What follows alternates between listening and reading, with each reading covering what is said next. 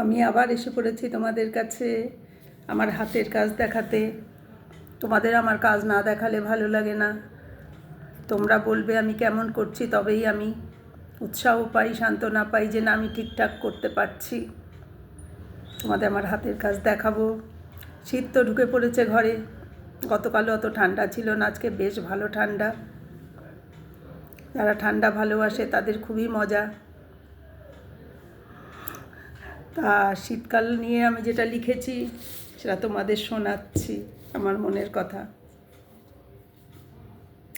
শীতের হাওয়ায় লাগলো নাচন, রঙিন পোশাক হরেক রকম, খেজুর গুড়ের গন্ধে মন মাতে যে ছন্দে, ঝলমলে আলো লাগে বড্ড ভালো, নানান জায়গায় বসে মেলা, যাও সার্কাস আর চিড়িয়াখানা, ব্যাডমিন্টন ক্রিকেট খেলা মনে পড়ে যায় নিজের ছোটোবেলা।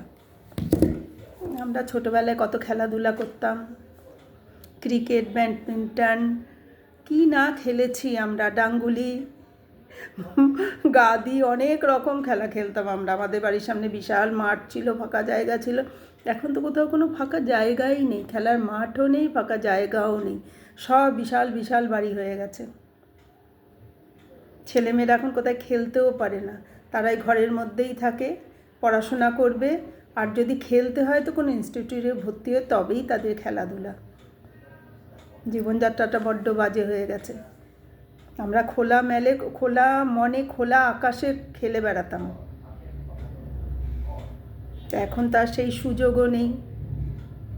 আর শীতকালটা খুব ভালো লাগতো এই কারণেই যে এই সময় মা কাকিমারা সবাই মিলে পিঠে শুরু করে দিত সন্ধেবেলায়। বিভিন্ন রকম পিঠে হতো ঘরে, প্রতিদিনই কোনো না কোনো পিঠে খাচ্ছি আমরা।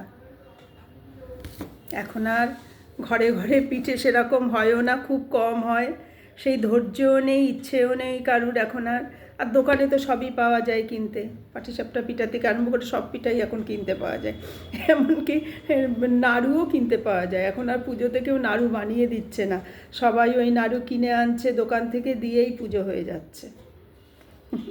যাই হোক, আমরা অনেক পাল্টে গেছি, হয়তো ভবিষ্যতে আরও পাল্টে যাব অনেক। এবার আমার হাতের কাজ দেখাই। এই দেখো, এটা কিন্তু আমি আমার জন্য বানিয়েছি, এই টুপিটা আর সাথে এই মাফলারটা, এটা আমি বানিয়েছি।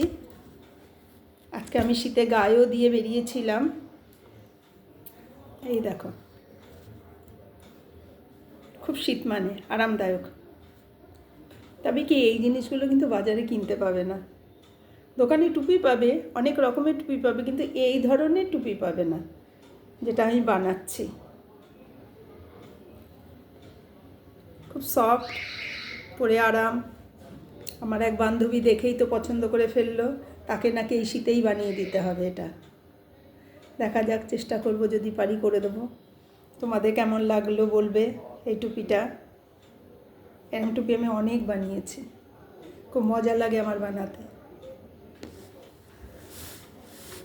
ঠিক আছে, সবাই ভালো থেকো, গুড নাইট। আজ এই পর্যন্ত, পরে দেখা হবে।